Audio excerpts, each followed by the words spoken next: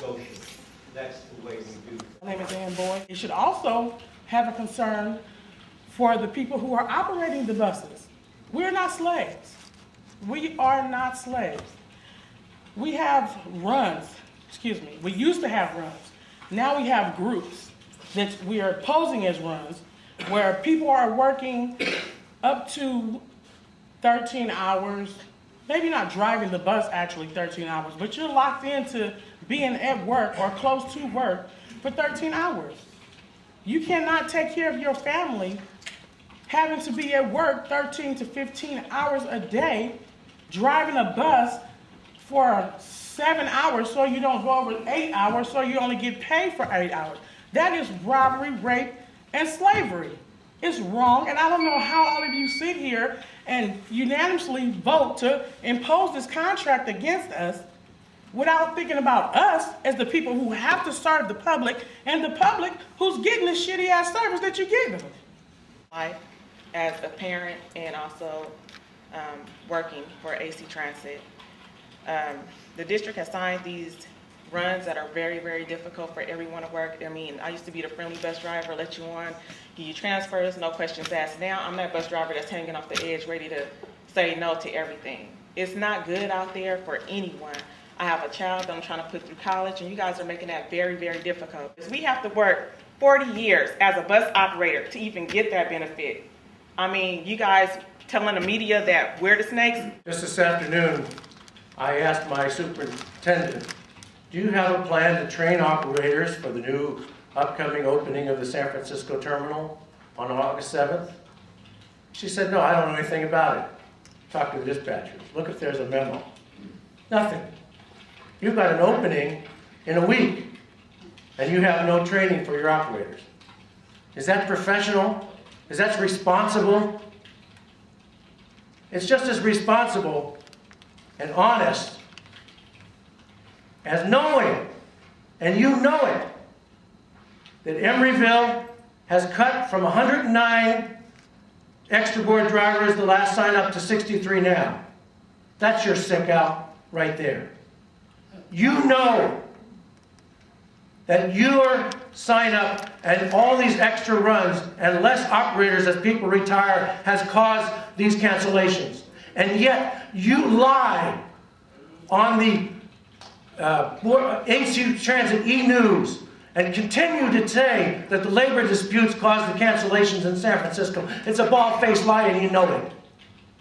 And none of you has had the courage to get up and tell the truth. You're despicable. You're despicable. The working class is going to rise up. We're not there yet. We're being held back by the people who say, vote for me and I'll set you free. The people that are Democrats or Republicans. But in this society, under the crisis of capitalism, they've become social fascists with a smiley face and a knife in their hand. And all you're out to do is cut our throats. Well, we got another thing for you. We're going to fight back. We might not win this battle, but we're going to win the war. It's no longer speed, it's now quality of life. Would the board or staff please tell me what quality of life is? How is it defined for purposes of BRT? Thank you. I asked some questions. I would like some answers. Jane, public comment is to receive public comment. It's not to get involved in a dialogue. Pardon me? Public comment is to receive comment from you but not to get into a dialogue. We have to assign some staff to talk to you about that issue. Thank you.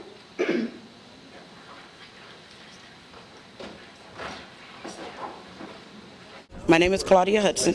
I am President Business Agent of Amalgamated Transit Union, Local 192, and I'm also a bus operator for 31 years for AC Transit.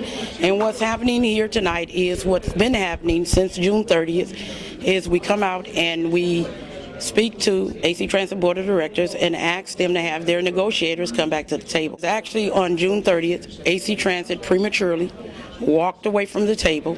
They sent me their last best offer at 4:31 by email, And less than 30 minutes later, the board was voting to impose a contract on us. Right now, AC Transit has taken out every restriction on bus operators as far as how they put the service on the street. So with 1 week's notice, they actually changed the way they put service on the street in 1 week's notice. And that means that workers are overworked, they're tired, they're worried about their families because some operators within a week notice are now required to work 13-hour days and are left pretty much without child care. So on a day-to-day basis, they are trying to figure out who's going to keep their children while they're at work. Actually, it is a union busting tactic. They won't admit to it, but it's absolutely a union busting tactic. And so, first of all, it's a union busting tactic when you take a position that you don't have to negotiate.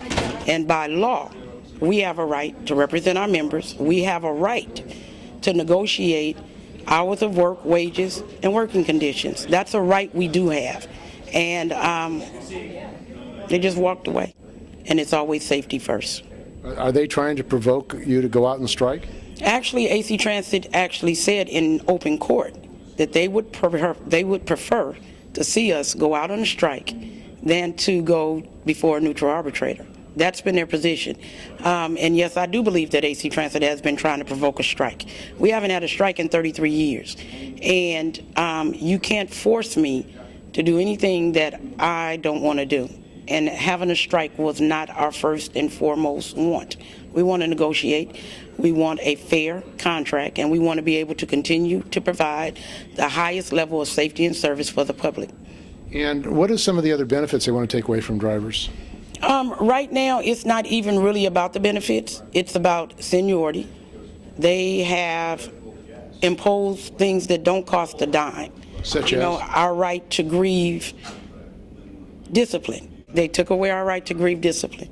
We can no longer grieve discipline unless it's a suspension or discharge. It is a very unfair labor tactic. Yes, it is. And so that doesn't cost any money. It does not cost a dime for a person to want to challenge if you give them an adverse letter. But AC Transit says no.